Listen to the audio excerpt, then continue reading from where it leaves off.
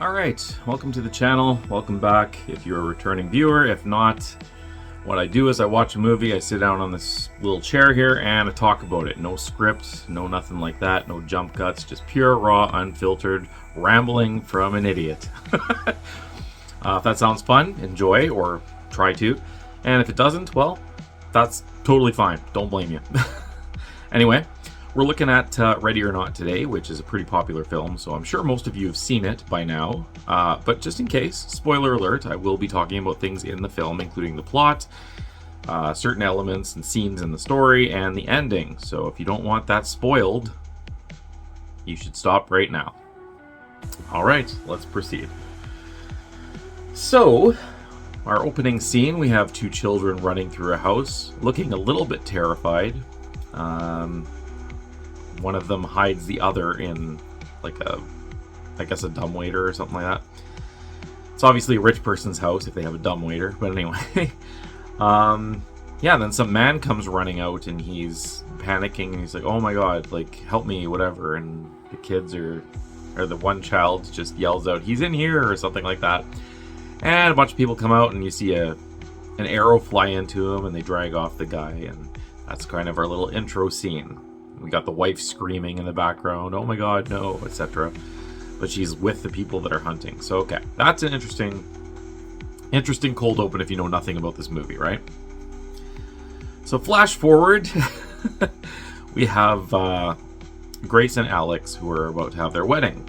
Lovely, right? So, Alex is he's from a relatively rich family. And they have this big place and everything's essentially kind of set up by them. You don't really see Grace's family. We do find out that she was in she had like foster parents or whatever, so maybe that's why, I don't know. Anyway, it's all of Alex's family and whatnot.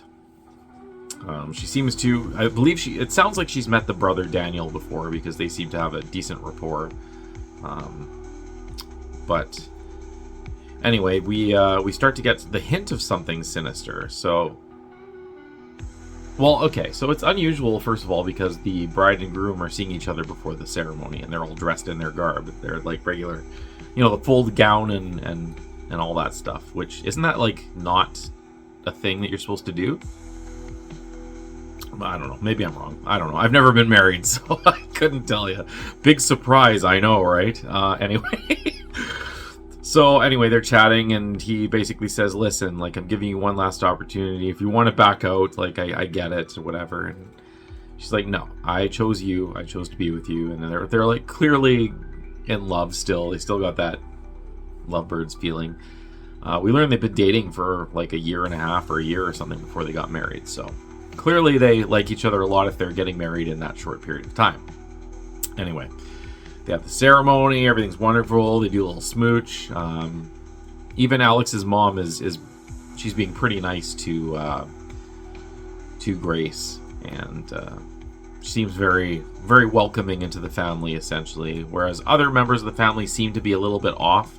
In particular, this one old lady who we find out was Aunt Helene or something like that.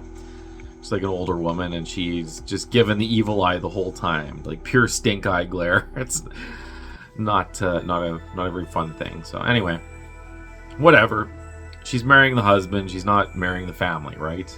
Right. Anyway, after the ceremony and everything, they sneak off to their little room and they're on the bed smooching, and basically they're ready to get down and dirty. Her hand is ready to, go do some stuff, and all of a sudden they see Aunt Helene in the shadows watching them, and they're like, what the fuck? And she's like, everyone's waiting downstairs. What? Okay, like, get out of here. Right, and then that's where we get into our little twist here. So he explains to her, basically, Alex explains to Grace that essentially they have a tradition in the family that anyone who joins the family at midnight, they play the game. And what the game is basically they draw a card out of a box, and whatever game is drawn, they play. So, I mean, it could be anything from, like, checkers to chess to, I don't know, Battleship or something like that. So yeah, but it's tradition, and they always play at midnight, and once that's done, the person's welcomed into the family. So she's kind of like, okay, well, we were gonna do our own game here a couple seconds ago, but you know what? That's cool. Let's do your family tradition. That's fine. So she goes downstairs, and she's still in her bridal gown because, I mean, whatever. You're just playing a game. It's not a huge deal. So they get downstairs, and the family's all seated, and the father does this speech about tradition and all that, and this is what we do to new members of the family, etc. And he pulls out this little box, and he says that this was a box that was one of his ancestors or whatever. Again, I apologize. I just watched this, so everything's fresh in my memory, but not perfect as far as like what things are called and who's named what.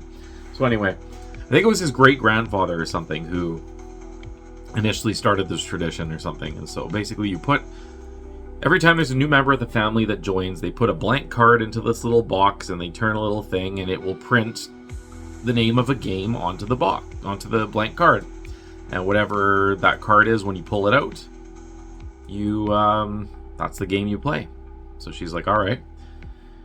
So she's the new family member, so it's her go. So she grabs the little box, puts the blank card in it. It does its thing, and she pulls out the card, and it says hide and seek. And she laughs. She's like, oh, okay. Are we really going to play this? Like, right now? And everyone gets all serious look on their face. And yeah, it's whatever the game is tradition. Alex, on the other hand, looks not thrilled by any means. So, okay. Who's going to seek and who's going to hide? And the father says, well, you're the new family member, so you're going to hide, and we're all going to try to find you. He says, okay, well, how do I win? The father laughs and says, okay, well, I mean, if you stay hidden until dawn. She's like, yeah, okay, that's gonna happen. Anyway, she plays along, and she goes and runs off, and they say, okay, we're gonna give you to 100, and then we're gonna come find you. They put on this record of some hide and seek song that they're playing, and she goes off and goes to hide.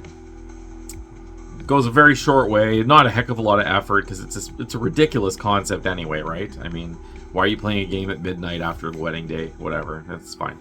Anyway, she finds a dumbwaiter, and she hides in it. Now, I assume most people know what a dumbwaiter is, but if you don't, it's like a in-wall thing that they use to bring food from different levels of the house. So you put a tray in, and you pull it up, and then it pops out in the room, and then someone can grab it, whatever. Anyway, she hides in that thing, and shuts the door, and then she's talking to herself like, oh yeah, so Grace, what did you do on your wedding day? I fucking sat in a dumbwaiter. So, I mean, yeah, she'd probably rather be with her husband doing what they were starting to do, but nope, she's sitting in a dumbwaiter playing hide and seek. So that's fun. Anyway, we cut back to the big game room that everyone, like, they did the draw of or whatever, and then the record ends, and the head start is done, and everyone's ready to go, but they're grabbing weapons. Okay, that's interesting. And I think it's the mother, or one of them says to Alex basically, like, you don't have to come, you can, like, stay in here, that's fine. And they shut the door and essentially go off to hunt Grace. Yeah, so it doesn't take very long for Alex to be like, hey, like, this is not happening, you're not doing this to my wife, like, family tradition or not, it's not happening. So he goes through the wall under there's like a tunnel system in the building or whatever, in the walls or something like that. I don't really know. Anyway, she's hiding in the dumbwaiter, and finally she's just like, fuck this. You know what? This is ridiculous. She gets out, looks, no one's there, sneaks off into the hallway, hides behind a thing as one of the nannies is walking out looking for one of the kids or something. She was reading a bedtime story to her in another, like, partial scene to the kids, and a kid went missing, so she's going out calling, I think it's Georgie or something like that. So, obviously, Grace hides. She's playing hide and seek, right? She doesn't know the stakes of it quite yet. And ends up in a room as the nanny person walks in, and all of a sudden you hear, boom! And Nanny's dead. And you hear from outside, I got her! And they come running in, and the family's like, okay, first of all, does it look like she's wearing a large white wedding dress? You idiot! That's clearly not her. And at this point, Grace, hiding, is hearing this. No one's concerned that someone was just killed. They obviously killed her. And then she also learns at the same time that clearly they're looking for her. So suddenly shit gets kind of fucked up. I think Alex is with her at this point too. He does eventually catch up to her and stuff and tries to explain stuff to her. But anyway. So that happens and they take the body out and the hunt continues. So basically Alex pulls her into the wall corridor thing and says, listen, this is what happens with my family. Explains the whole backstory of throughout the years this happened. It's only happened like once in the last 50 years. Like it barely ever gets drawn hide and seek. And regardless, Grace is clearly pissed off. She's like, you piece of shit. You couldn't have told me that this is what happens? He's like, I had no idea that was going to happen. It was supposed to be safe, blah, blah, blah, blah, blah. She's right pissed. Anyway, after like a couple of exchanges, he clearly isn't with his family, and that's more than apparent. And he's like, okay, then they try to make a plan here. Like, let's get you out of here. So he says, okay, I'm going to go to the security room. So there is a security room. They turn off all the cameras in the house to make it fair because they want to go tradition. So essentially his great-grandfather wouldn't have had a security system, and all of the weapons that they're using are things of the era that his great-grandfather would have done this, or something along those lines. Anyway, he's going to go to the security room and unlock all the main doors, because that's another thing. She's locked in the building right now. So there's a scene, I don't remember if it's after or before this. I think it's after this, where she gets out into the kitchen, and she had found a gun, so she's ready to go. She takes a gun off the wall and like a little bandolier thing and everything, so she's looking pretty badass, ready to defend herself at all costs. And into the kitchen comes this butler who starts making tea, and she had tried to fire the gun to blow the door off before the butler came in. I think it's a butler. I'm going to call him that. If I'm wrong, I'm sorry. It might be a family member, but he's wearing the little white gloves, so I assume he's like one of the help. Anyway, she goes to fire the gun at the lock to blow the back door open and get the hell out of there, but the gun clicks. Oh shit, it's not loaded. So that's when the butler comes in and she hides, and she's slowly, really quietly trying to open the gun, but it makes a click sound. And the butler stops, and he looks, and he walks around, and she's snuck around the corner. The whole cat and mouse ordeal. Anyway, he decides, okay, whatever, it's nothing, and he starts making tea and singing loudly. And she slowly loads the gun and aims it at this guy and says, yeah, or something like that. I think she goes to fire the gun or something, it doesn't work, so she hits him in the head with like his teapot and ends up getting away, not out of the house because the door's not open yet or whatever. So that happens. There's a couple of kills of like the staff. Like, I feel sorry for the people working here, because another one is hiding in a dumbwaiter, and Grace runs into her and is like, oh my god, like the staff is like acting like she's scared. I'm new here, I don't know what's going on. And she's like, listen, they're not after you, they're after me. Like, you can get out and be fine, like, don't worry about it. And then she yells, she's over here. The staff yells that, and then pushes the dumbwaiter to try to go down, but gets stuck and ends up killing herself because as it goes down, it like crushes her spine, I guess. So anyway, her body's hanging out of the thing there, and at this point, the butler guy with his scalded teapot face or whatever it is, he's got like some burn marks or whatever on his face, but he ends up telling the father, like, listen, this is what happened. Killed another staff member. Apparently it was one the dad really liked. I think he hired her because she dances nice or something, they say. Something really creepy like that. There's another staff member that ends up getting like an arrow through her head at one point. So yeah, you don't want to work here. Like, it's bad enough being married and getting married into the family, but working there, you're just as likely to get killed because of the incompetence of some of the people trying to do this. Anyway, Grace gets to the end of goes through the walls or whatever and gets to the end of one of those corridors and comes out just as there are three of the family members, one of them saying to the dad, like, oh, where the hell is she or whatever. And the door opens, she steps out and looks, and all three of them look, and one of them's like, found her. And of course they start aiming the weapons. Then from behind her, another family member comes, and she looks, she's like, oh fuck, and has a gun, and bang bang bang, misses completely because she's like the worst shot ever. Almost hits the other three, delaying their reaction so that they can't do anything so that Grace can get the hell out of there. So that's fantastic. Anyway, meanwhile, we got Alex in the security room who has accessed the computer again, and he's opened all the doors and whatnot. So, and he saw the incident in the kitchen because of the security cameras that got turned on as well. So anyway, that's fun. She does end up getting outside, kind of like through like the second or third floor or something, and overhears them talking about like the whole family situation. Like, one of the aunt is saying something along the lines of, Alex is set to run the family. He's the only one who saw, what was his name? LaBelle, I think it was. I don't know who that is, but they keep saying that name. Maybe I missed the part where they explained what that is. I assume it's like, well, whatever. We'll get into that later. They say he's the only one who saw LaBelle in his chair or something like that, and he's set to run the family and whatever. And we get this backstory where I guess the person in the beginning, the wife that was screaming, was, I guess, Aunt Helene? So, I don't know. But she says something along the lines like, I should have, finished him myself or whatever for the family. So, we learn, essentially, that the family has to kill her. Because if they don't kill her, everyone in the family dies for whatever reason.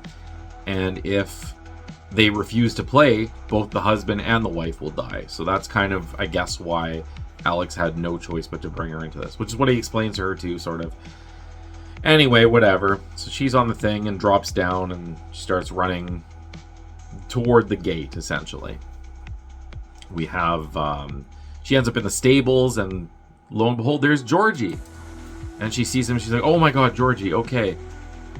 Listen, and she's about to say something, and he pulls a gun and shoots her right in the hand. So, like, she's got stigmata suddenly in one hand, so that's fun.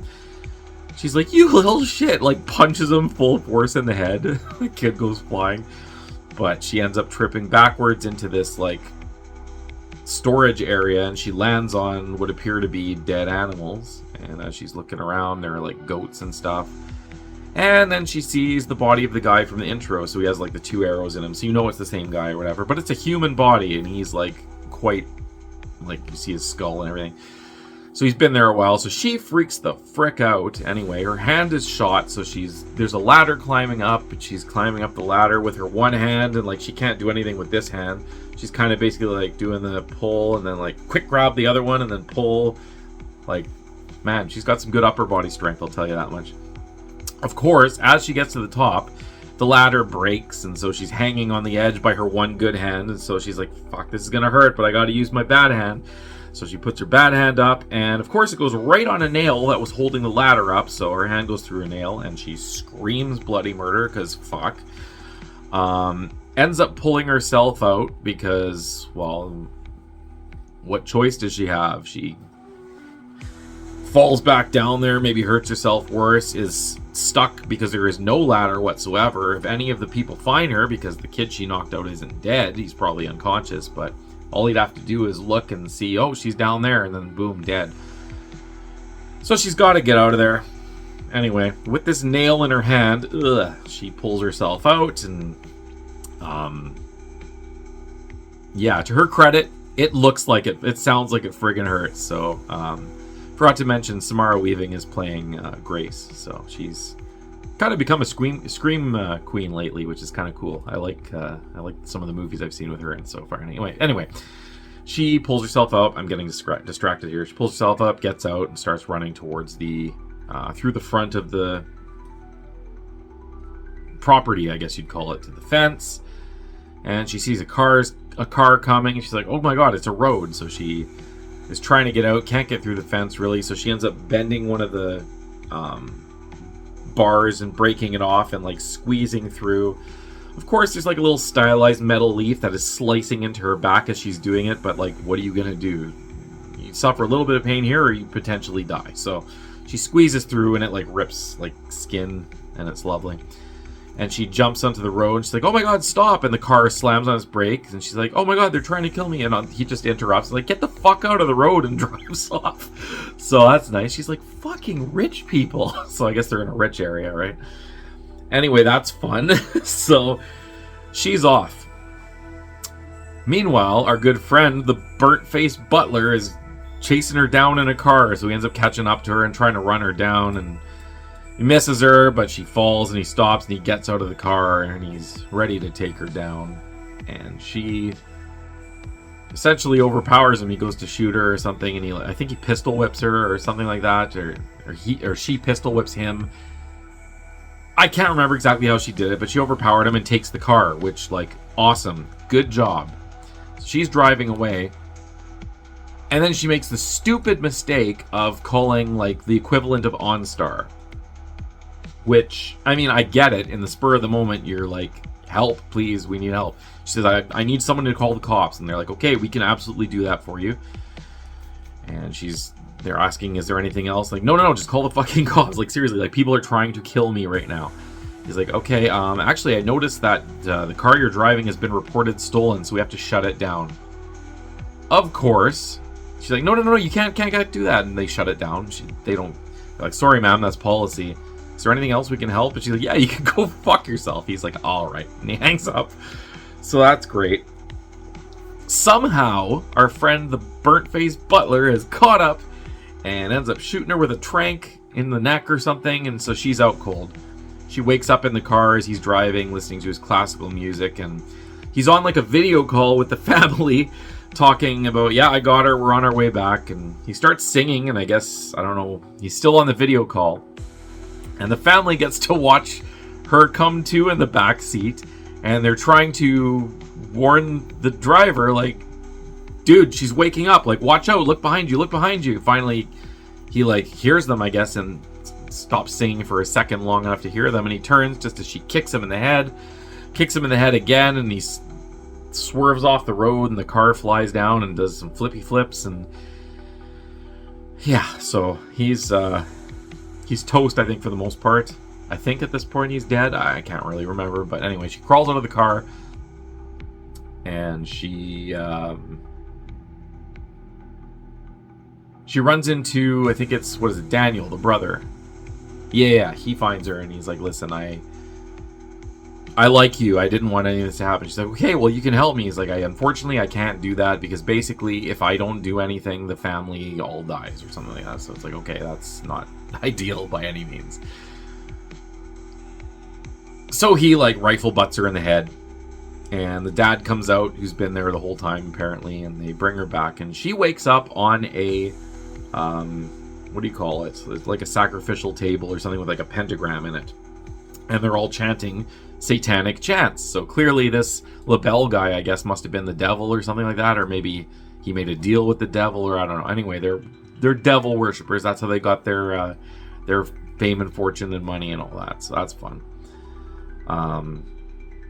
Their humble beginning story was they started as like a playing card making company or something like that. But yeah, anyway, thanks to good old Lucifer, they made it pretty good for themselves. Anyway, she's on this table. She's gagged, bound, struggling to get out, freaking the hell out. And I guess in another scene I forgot to mention, they had sort of essentially talked Alex into, like, listen, you got to do this for the family, essentially. Like, you know, I know you love her and all that stuff, but, you know, too bad. Anyway, that happens. He is the one with the sacrificial dagger now. Oh, lordy. Anyway, she moves at the last minute, and the dagger ends up going into her chest. I forgot a bunch of stuff. So Daniel was helping her try to escape at one point, and he ends up getting shot in the neck and bleeds out and all that stuff. That might happen after or before this. Ugh, my brain is like a goldfish, you know what I mean? It can hang on to specific things, but try to put them in order. Good luck. Anyway, lo and behold, let's just cut to the chase. She breaks free and has a gun and is aiming at the people or something like that, and that's when the light starts shining through the window. And everyone's like, oh fuck, we're all dead. We didn't do this in time before dawn came. We're all gonna die. And everyone's panicking, and nothing happens. And one of them's like, fuck, I knew this was bullshit. Like, I knew this wasn't gonna happen. Anyway, Aunt Helene, the eldest of the entire family, is like, you know what, listen, we messed up the ritual. I guess she's talking to the devil. We messed up the ritual, but I won't let this woman live, or something along those lines. She grabs like a battle axe and starts charging Grace and explodes. And everyone's like, what the fuck? And one by one, they slowly start exploding, one after the other. And yeah, so that's fun. I guess they did die. And it's basically just her and Alex. And Alex is trying to, I guess, backtrack or something, and trying to explain, like, listen, I'm not like them, okay? Like, they're messed up. And she's like, don't even touch me, like, legitimately. He's like, okay. She's like, Alex, yeah, I want a divorce. And yeah, he said something along the lines of, yeah, like, he's different from them, and that, like, see, he's not getting exploded, like, he's deemed him savable, so he has a second chance or something. And yeah, that's when she's like, I want a divorce. And she takes off her ring and throws it at Alex, and as soon as it hit Alex, he explodes, so he's dead too. That's fun. Meanwhile, there's a fire going, by the way. I forgot to mention that. So in the sacrifice room, there was a fire that was spreading slowly due to something she knocked over. I can't remember exactly what it was. Anyway, all the family's dead, and she's just looking at the fire, and then she looks in the chair, and you see like a flicker of like a ghostly figure, hinting that that's that LaBelle or whatever. And she just looks, she's like, fuck. Heads out, sits on the steps as the house basically burns down. Paramedics come. They're rushing to the house. One of them comes to her and is like, oh my god, Jesus Christ, what happened to you? She just sighs, doesn't even look at him, and lights a cigarette. She's like, in-laws. That's the end of the movie. So that was fun. Very enjoyable movie. I had a lot of fun with this one. My description is not great, so highly recommend watching the movie yourself. So yeah, what did I think about it? Like I said, it was good. Everything about it was done quite well. So like, there were moments that were kind of comedic, like the one girl missing all of her shots and being completely useless and like, I don't even know what I'm doing and shit like that. That was kind of like funny. There was a little bit of humor in it, but not a lot.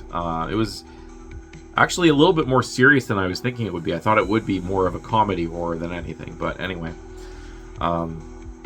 Samara Weaving, I can't say enough about how good she is as an actress. So like I said, when I'm going to try to not do spoilers here. So at one point where she's injured, the part that I mentioned in the previous spoiler part, boy, does she sound like she actually got that injury. Like, she's legit. Her voice and her demeanor and everything, the more she's finding out about what's going on, is like very realistic.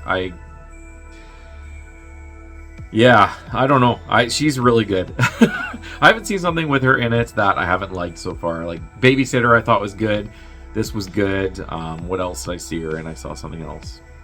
I can't remember. Doesn't matter. We're not talking about those. We're talking about this. So anyway, acting is great for her. Everyone else's acting worked for the parts that they had. No issues with the acting whatsoever. The plot of the story, very interesting. I think I've seen something that was similar like this in like an older movie. I don't know, like pre-80s maybe. I might have seen something sort of like this. I don't know if it actually was. Maybe it was a short story. I don't know. I've definitely read or watched something that is somewhat similar, like the family sacrificing. If they don't do it, they all die or something like that. But yeah. Anyway. So I don't know how original it is, but it was good. The way it was done, everything. I just can't say really anything bad about it, to be completely honest. If I had to think of one bad thing about it, I don't really even know. So yeah, just watch it. It's worth it. If you haven't seen it, check it out. I don't know why I put it off as long as I did, but I'm glad I finally did sit down to watch it. There's not an excessive amount of gore, so if you're looking for like a gore fest, you're not going to see anything crazy. There are a few scenes where there's some blood and stuff, and a person's head getting blasted off or whatever. I won't call that a spoiler because I'm not saying who or when or what, but there is some good gore, but nothing like crazy. It's not a gory movie. I wouldn't say you're going to see blood and stuff, but there is some. Uh, yeah, that's really about it. Just overall positive movie. Again, it's hard to review something that has really no faults that I can think of at the top of my head. If I can think of something later, oops. But yeah, all in all, pretty good. I guess maybe the husband was a little bit. I don't want to go into that either because now that would be spoilers too. So that's not even really a bad thing either. So you know what? That's it. What am I rating it? I'm rating it a 8.3. That's a good rating. I like it. It deserves it. It's solid.